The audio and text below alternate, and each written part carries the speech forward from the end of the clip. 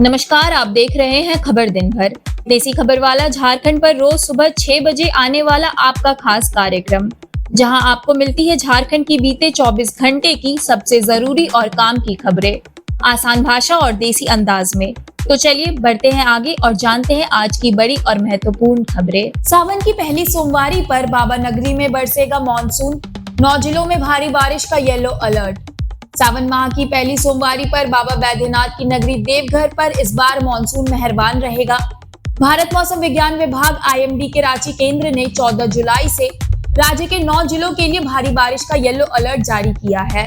बीते शनिवार जारी पूर्वानुमान के अनुसार 14 जुलाई को देवघर, दुमका, जामताड़ा, सरायकेला खरसावां, पूर्वी सिंहभूम, पश्चिमी सिंहभूम, धनबाद, बोकारो और गिरिडीह जिलों में कई स्थानों पर भारी बारिश हो सकती है। यह बारिश केवल सोमवारी तक सीमित नहीं रहेगी। 15 जुलाई को भी देवघर, दुमका, जामताड़ा, पाकुड़, गोड्डा और साहिबगंज जिलों में भारी बारिश की संभावना जताई गई है। कुछ इलाकों में वज्रपात की आशंका भी बनी हुई है। आईएमडी ने लोगों से सतर्क रहने और खराब मौसम के दौरान सुरक्षित स्थानों पर रहने की अपील की है। वहीं देवघर प्रशासन ने भी कांवड़ यात्रियों की सुविधा और सुरक्षा को लेकर तैयारी तेज कर दी है। स्कूलों में कबाड़ साइकिल बांटने का आरोप, बाबूलाल मरांडी ने सरकार पर बोला हमला। भाजपा प्रदेश अध्यक्ष और नेता प्रतिपक्ष बाबूलाल मरांडी ने झारखंड सरकार पर तीखा हमला बोला है। उन्होंने आरोप लगाया कि कल्याण विभाग द्वारा सरकारी स्कूलों में छात्र छात्राओं को जो साइकिलें दी जा रही है वे कबाड़ में तब्दील हो चुकी है। मरांडी ने कहा कि साइकिलें या तो पहले से पंचर थी, उनके टायर ट्यूब फटे हुए थे, हैंडल ढीले थे या चेन जाम थी। मजबूरन बच्चों को साइकिलें कंधे पर ढोकर या हाथ में थाम कर पैदल लौटना पड़ा। उन्होंने इसे बच्चों के हक पर किया गया सीधा कुठार आघात बताया। मरांडी ने कहा कि राज्य सरकार में हर स्तर पर भ्रष्टाचार फैला हुआ है और बच्चों की योजनाएं भी इससे अछूती नहीं रही। उन्होंने मुख्यमंत्री हेमंत सोरेन से मांग की कि खराब साइकिलों को तुरंत वापस लेकर बच्चों को अच्छी गुणवत्ता वाली साइकिलें दी जाए। छात्र आंदोलन को मिली बड़ी जीत, अब कॉलेज से ही कर सकेंगे 12वीं की पढ़ाई। नई शिक्षा नीति के खिलाफ राज्य भर में चल रहे छात्र आंदोलन को आखिरकार सफलता मिल गई है।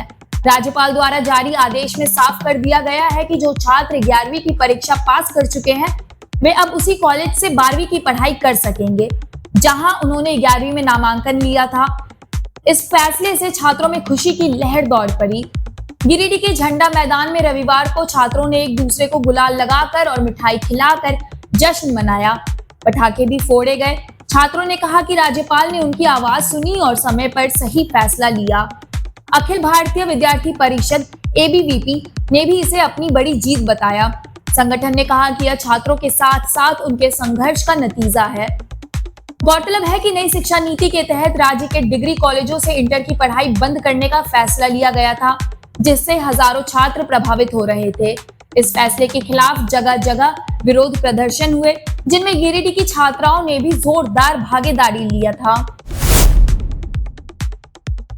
सऊदी में हादसे में मौत के 50 दिन बाद घर लौटा धनंजय महतो का शव, परिजनों में पसरा मातम।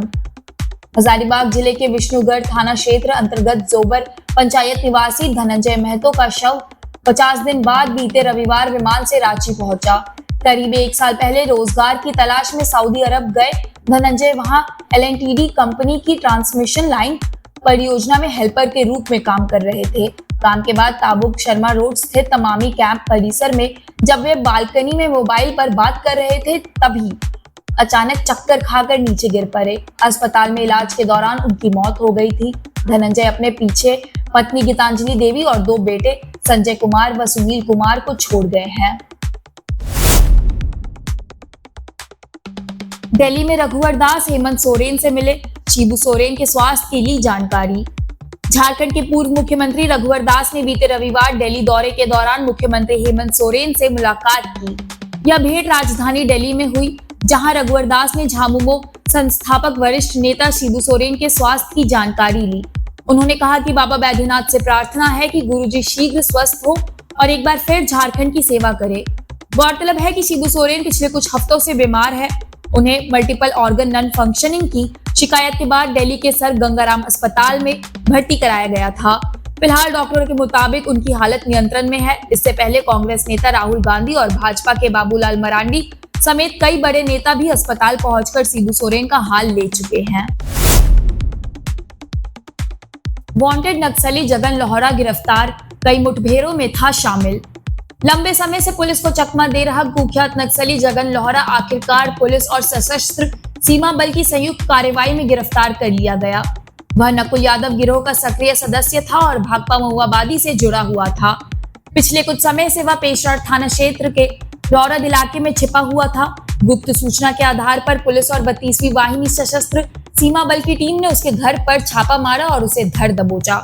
उसकी गिरफ्तारी की पुष्टि लोहरदगा एसपी सादिक अनवर रिजवी ने की है।